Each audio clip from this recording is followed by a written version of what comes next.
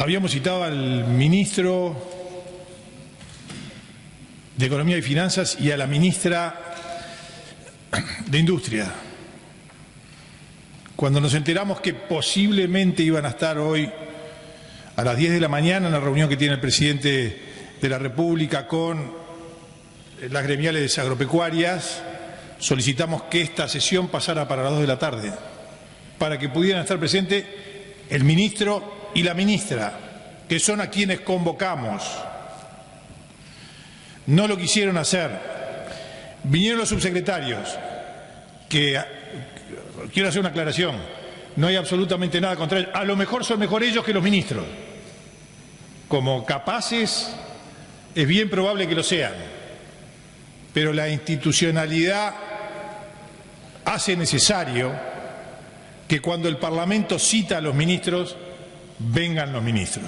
De cualquier manera, la bienvenida a los subsecretarios que han venido tantas veces, con quienes tenemos una relación personal muy buena y que seguramente están capacitados para contestar. Mi tema no es personal, mi tema es institucional. La segunda aclaración que quiero hacer, señor presidente. El legislador Delgado ha sido detallado en una cantidad de temas. Fue al detalle en el tema de las tarifas públicas, que es uno de los temas por el cual fueron citados los ministros. Así que yo voy a intentar no repetir esto. Yo creo que fue claro el legislador Delgado y que le llegó a fondo a la visita. Voy a hablar de la que yo creo es la madre del borrego, porque por algo suben las tarifas públicas por encima de sus costos, porque por algo nos dice el ministro que tenemos un déficit fiscal importante y que hay que acotarlo, y para eso suben las tarifas públicas por encima de su costo. O sea, el problema que tiene el Uruguay no es el aumento de las tarifas públicas. El problema que tiene el Uruguay es el déficit fiscal. El problema que tiene el Uruguay es el aumento desesperado de gastos por encima del crecimiento. Y mire, presidente, que hemos tenido crecimiento. Sin lugar a ninguna duda, desde el 2013 en adelante el país ha crecido mucho. Por fortuna para todos, el país ha tenido un crecimiento importante. El problema es que los gastos crecieron más que el país. Se gastó con desesperación y con falta de criterio. Absoluta falta de criterio.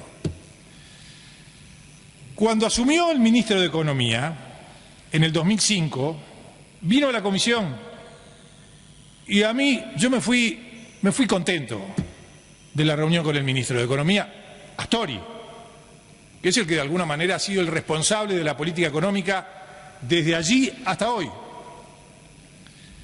Yo me fui contento, porque es un hombre inteligente, vamos a ser claros. El ministro Astori es un hombre inteligente, sin lugar a ninguna duda.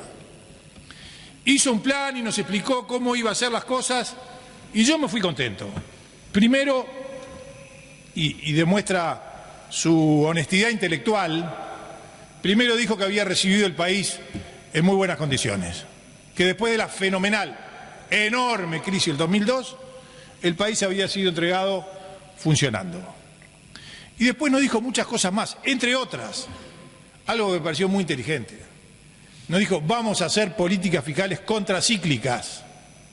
Es decir, si el país crece mucho y recaudamos más, vamos a guardar para cuando la cosa venga mal. Y todos lo aplaudimos. Yo me acuerdo, estaba el legislador Posada y estaba totalmente de acuerdo con las palabras del ministro Astori.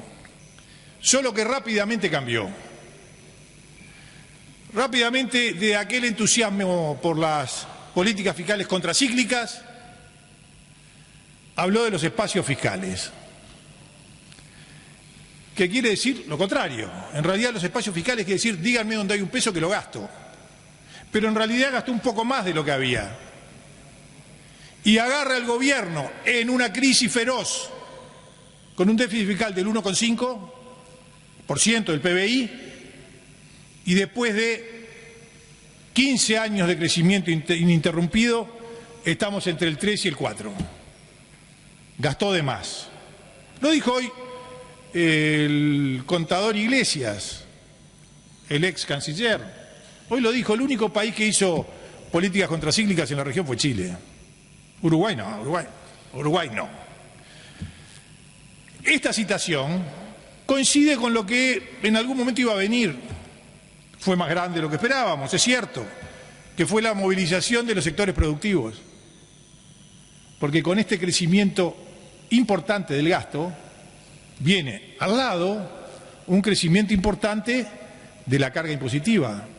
Viene al lado un crecimiento importante de la falta de competitividad del Uruguay, que es el problema más serio que tiene el país hoy y del que tendremos que ver cómo salimos.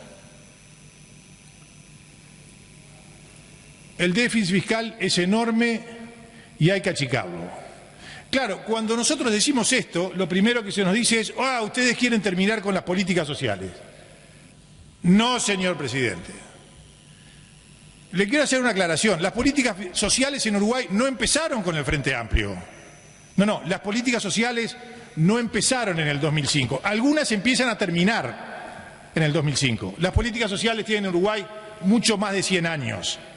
Las políticas sociales en Uruguay tienen un padre, que es el vallismo.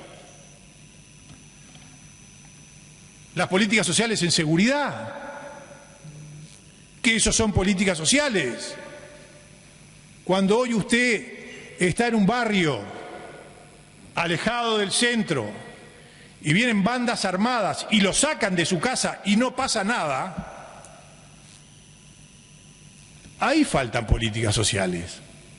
Eso no pasa en los barrios más ricos de Montevideo. Eso pasa en los barrios más pobres de Montevideo. Bandas armadas echan a la gente de su casa para poner a sus amigos en esas casas. No en casas de ocupación extraña, no. En casas que están pagando.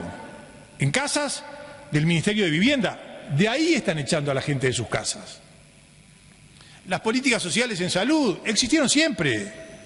En educación, la más importante de todas. La que hace que tendamos a tener igualdad de oportunidades. La educación pública.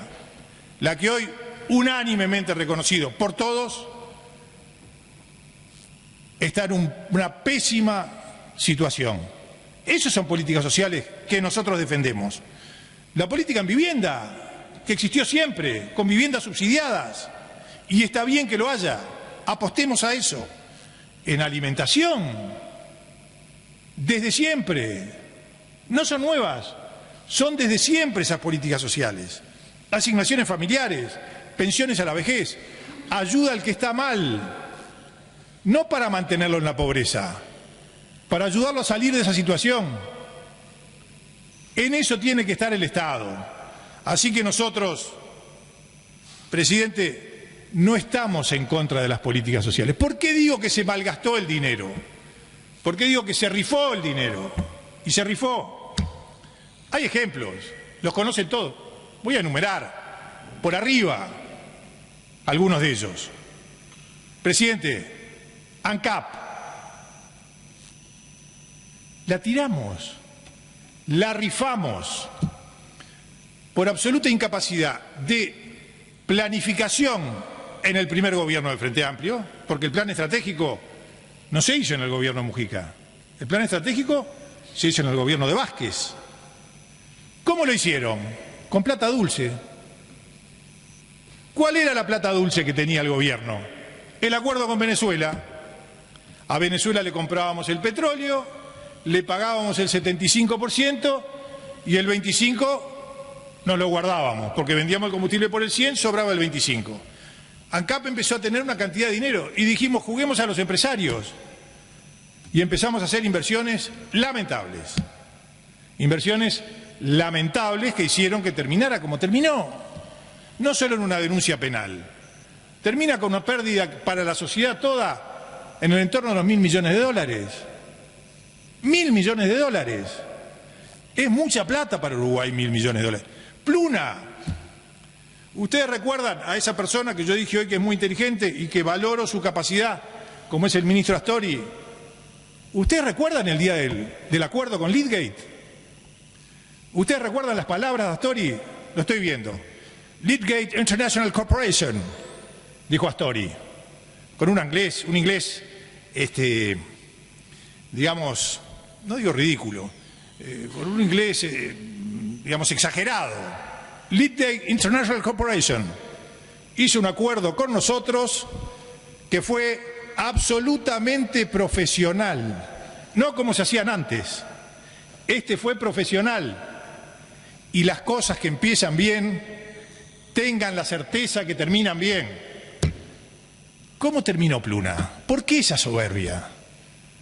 ¿Por qué esa soberbia de pensar de esa manera y de expresarlo de esa manera? Un cachetazo a la sociedad con pérdidas de más de 300 millones de dólares. Absoluta incapacidad para manejar el tema. ¿Se acuerda cuando nos dijo el ministro Astori que Leadgate podía salir de garantía de la compra de los aviones? Pero que iba a salir el Estado uruguayo porque así se conseguía el dinero medio punto menos de interés. ¿Se acuerdan cuando nos dijo eso? Y nos enterró. Nos enterró. ¿Se acuerdan del remate? ¿Se acuerdan del remate de los aviones? Yo creo que había gente bien inspirada, ¿eh? Ojo, yo creo que había gente que se lo creyó.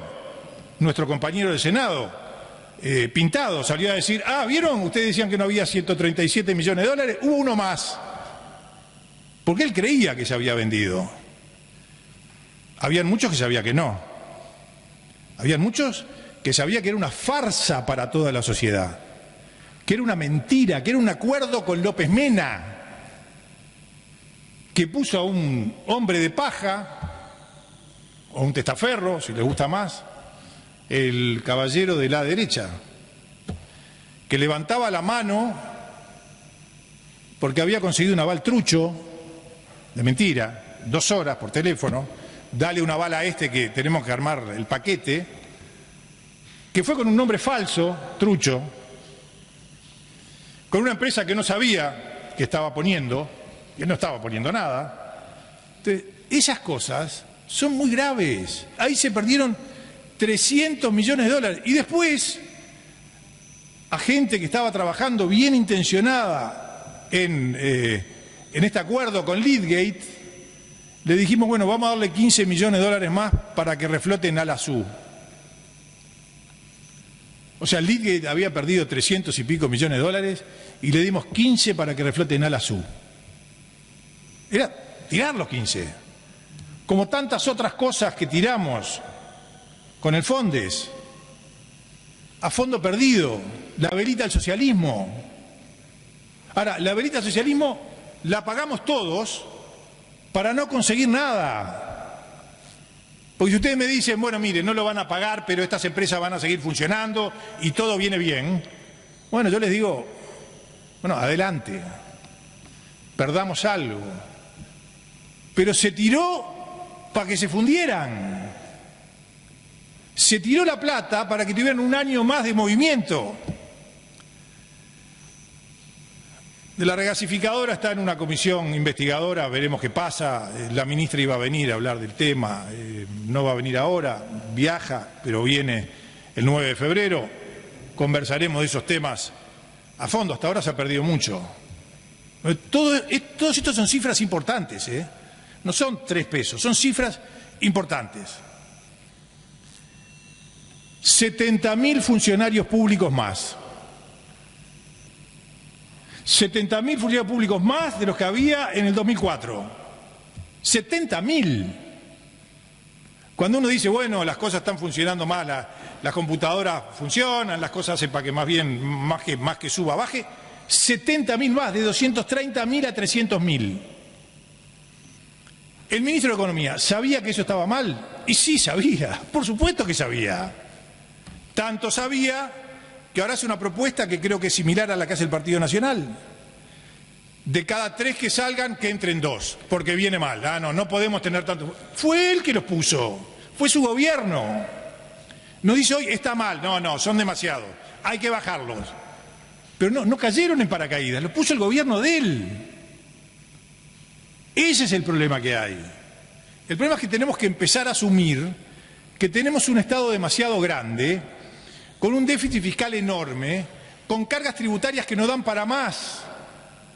Ahora, no digo yo que no dan para más. Lo dice Astori. Astori, el observador del 23 de marzo del año pasado, de hace casi un año. El ministro dijo que el déficit es controlable, pero no puede irse de las manos. Astori, la carga tributaria está en un límite que no conviene aumentar. Nos decía el 11 de noviembre del 2014, esto es entre la primera y segunda vuelta. Bueno, ahí podía haber algún interés político, pero yo no voy a adjudicar intenciones. A lo mejor tenía algún interés político. No va a haber más impuestos, con certeza, como habla él, con la verdad absoluta, con la soberbia con la que habla. No va a haber más impuestos. El vicepresidente de la República y nominado ministro de Economía de Vázquez contrarrestó las palabras de Lacalle Pou, quien aseguró que el expresidente incrementará la carga tributaria. No va a haber más impuestos porque en realidad el país no podía tener más impuestos. Los tuvo, sí, claro, hace un año que las empresas uruguayas pagan mucho más impuestos que antes, mucho más impuestos que antes. Hace un año que los trabajadores uruguayos pagan más impuestos que antes. Sin duda, hubo aumento en la carga impositiva. Y cuando dice la carga tributaria está en un límite que no conviene aumentar, el efecto económico que tiene para una persona pagar más impuestos o pagar más cara la luz de lo que debe pagar es el mismo. El efecto que tiene para las empresas pagar más impuestos o pagar el combustible más caro de lo que debe estar es lo mismo. O sea, Astori asume que la carga tributaria está en un límite. Ojo, que si es más, la gente no va a invertir más, las empresas no van a tomar más trabajadores y la aumenta igual. ¿Y por qué la aumenta igual? Por el déficit fiscal, porque el agujero fiscal que hay es demasiado grande y el agujero fiscal es responsabilidad del gobierno, de un gobierno que recibe un país después de una gigante crisis con 1,5% de déficit y lo tiene hoy entre 3 y 4%. Ese es el problema de fondo. Ese es el problema porque aumentan los impuestos. Ese es el problema porque aumentan las tarifas y ese es el problema por el cual Uruguay queda fuera de competencia. Ese es el problema por el cual, con un país que crece, hay cada vez menos empleo. Ese es el problema que tiene Uruguay. El gobierno está en un problema serio. Si no abate el déficit, bajando el costo del Estado rápidamente, esto no tiene solución. Porque van a seguir aumentando los impuestos y porque van a seguir aumentando las tarifas. Ese es el problema serio y profundo que tiene el gobierno.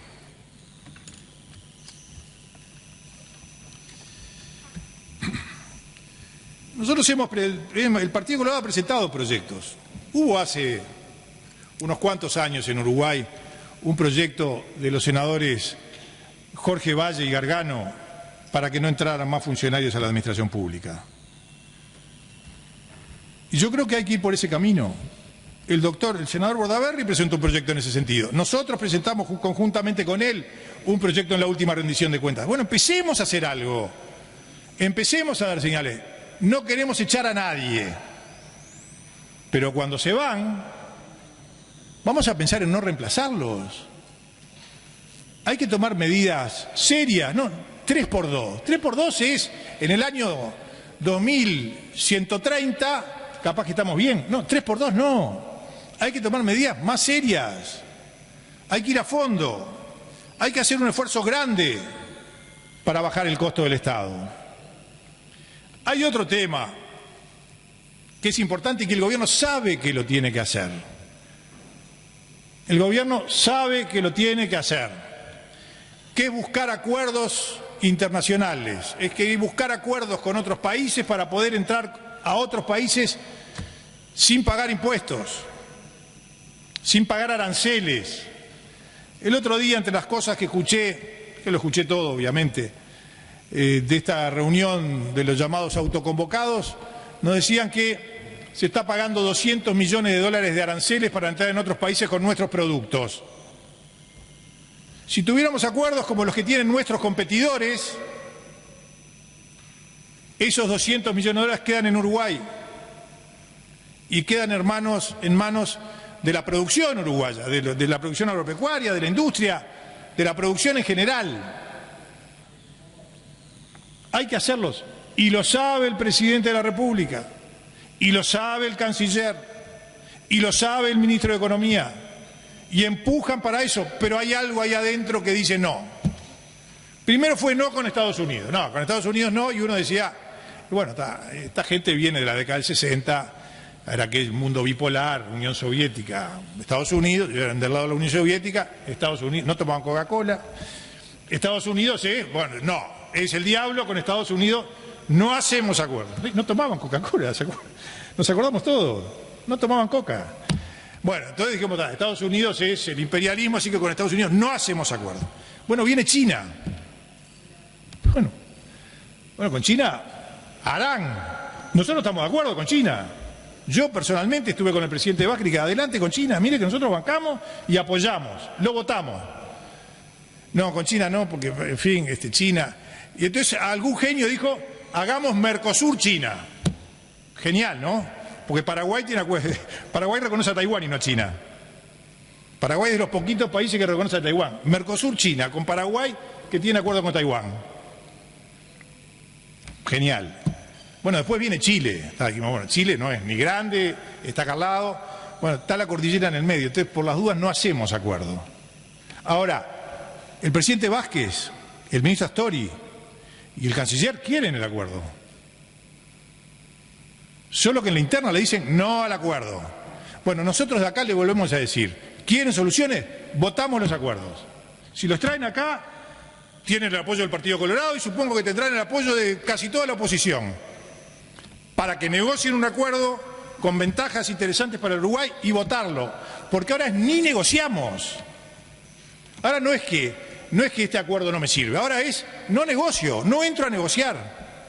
Porque nos decían, no, porque lo que pasa con Estados Unidos lo que va a pasar es que nos van a... Bueno, pero negociá, y si no llegás a un buen acuerdo, no lo votes. Pero empezá la negociación. No, China es muy grande y vos fijate que nos van a bromar por esto. Pero negociá. No, el tema es no negociamos ningún acuerdo con nadie. ¿Y a quién embromamos? A los productores uruguayos, que para entrar en esos países tienen que pagar aranceles que nuestra competencia, Australia, Nueva Zelanda, Chile, no pagan. Voy a hablar unos minutos que me quedan todavía, presidente, de las empresas públicas y de las tarifas públicas. Primero, yo soy partidario de las empresas públicas. Creo que las empresas públicas son una cosa necesaria para el Uruguay. No quiero terminarlas ni quiero privatizarlas. Quiero que compitan.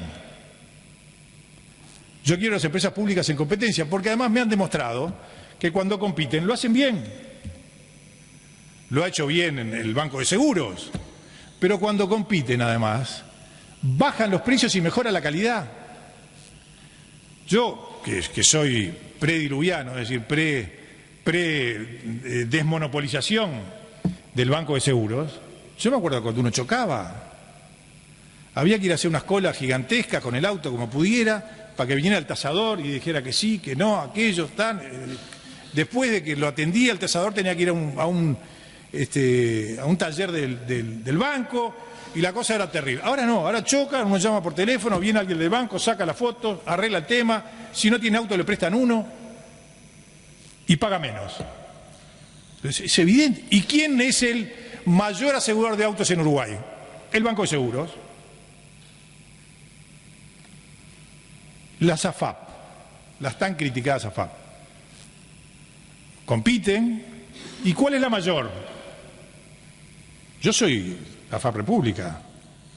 Es la más grande, tiene más del 50% y compite.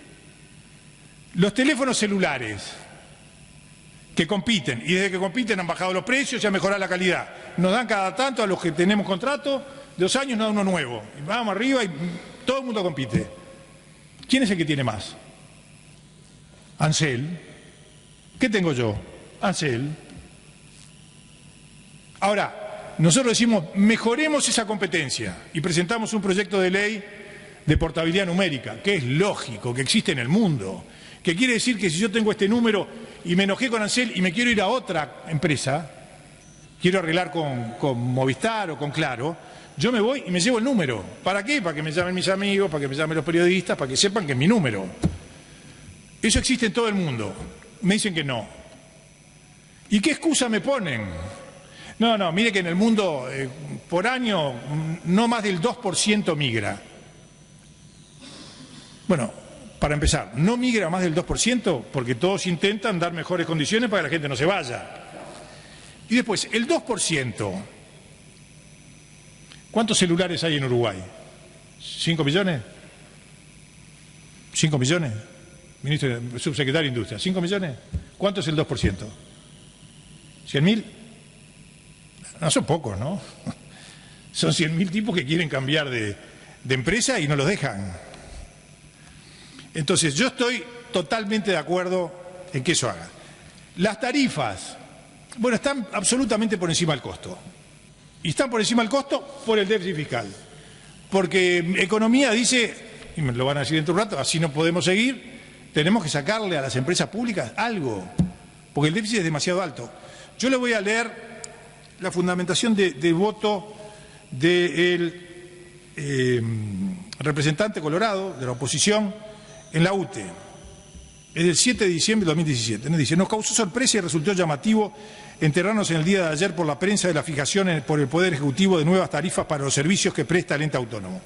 No sabían ellos. Ellos no sabían que alguien los había fijado. Sin previa propuesta de este directorio en cumplimiento del establecido por el artículo 14 de la Ley Orgánica de UTE. La ley dice que el directorio tiene que hacer la propuesta y el Ejecutivo decide. Bueno, esto no hicieron propuesta. Decidió el Ejecutivo y estos se enteraron por el diario, por lo menos el director de la oposición. En tal sentido, lo comunicado resulta de un ajuste tarifario al alza del 3,2%, desconociendo los fundamentos técnicos del mismo. Los fundamentos técnicos no son de UTE, los fundamentos técnicos son del gobierno por el déficit que tiene, porque necesita recaudar más. Desde mi bueno, en fin, voy a saltar algunas cosas. Por otra parte, atendiendo el informe de las gerencias económico-financieras y servicios corporativos en base a directrices impartidas por la superioridad, por el directorio, nos arroja como posible una rebaja del 5,49% para el 2018, considerando no dar la bonificación de UTE Premio y proyectando ingresos por exportación de energía, como ha ocurrido a lo largo de este año a través de la comercialización de energía con Brasil principalmente. Pero acá hay un tema bien interesante. Querían bajar 5 y pico por ciento, lo suben 3 y pico por ciento. ¿Para qué? Para recaudar. De acuerdo a la información que disponemos, UTE ha transferido a rentas generales, si se considera versión de resultados, otras transferencias e impuestos, acaba todo, ¿no? Versión de resultados, otras transferencias e impuestos, 488 millones de dólares en el 2015, versión de resultados 73 millones de dólares. 685 millones de dólares en el 2016, versión de resultados 223 millones de dólares. 223 millones de dólares que UTE saca de sus resultados para dar las rentas generales. Y las proyecciones para este año, el año pasado, porque esto es del 2017, indican 923 millones de dólares. Por versión de resultados, 382 millones de dólares. 382 millones de dólares generados por UTE van a rentas generales. Cifras que reflejan de modo elocuente que el valor de la tarifa no está en sintonía con los costos necesarios para el funcionamiento del ente. Bueno, después siguen esto y nos dicen además que, como no les permiten hacer inversiones, como no les da el dinero para hacer inversiones, tienen dificultades serias para reparar la red y como tienen dificultades serias para reparar la red, dicen no solo tendremos tarifas carísimas, sino que corremos riesgos de que el servicio, que hasta ahora ha sido bueno, empeore. Esto es lo que pasa con la UTE. Con ANCAP es parecido.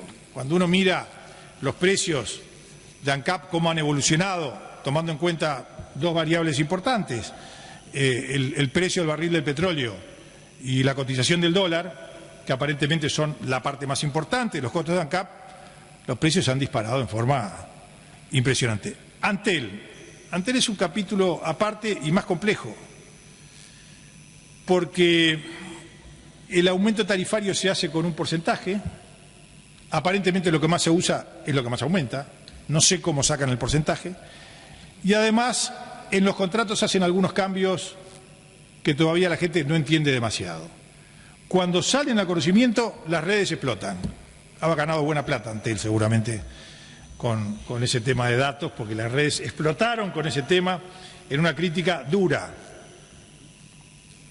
Y Antel cambia 2 veces las condiciones. La primera vez cambia, saltan de vuelta las críticas, cambia una segunda vez, saltan de vuelta las críticas y recién después se apaciguan. Porque aparentemente sí ahora, aparentemente, yo no soy experto en este tema, aparentemente sí ahora la mayoría de las personas no van a tener un perjuicio como era al principio, sino que pueden tener un beneficio. La comunicación fue desastrosa, pero hubo una cosa más grave. El cambio se hace automáticamente, salvo que uno haga un trámite que todavía no se sabe bien cuándo es y cuándo vence el plazo para hacerlo, haga un trámite y diga yo no quiero entrar en esto. Es bastante evidente que el camino era al contrario. Es bastante evidente que el camino era explicar claramente qué es lo que se pretendía y cuáles eran los cambios y permitir que los usuarios se presenten para aceptar el cambio.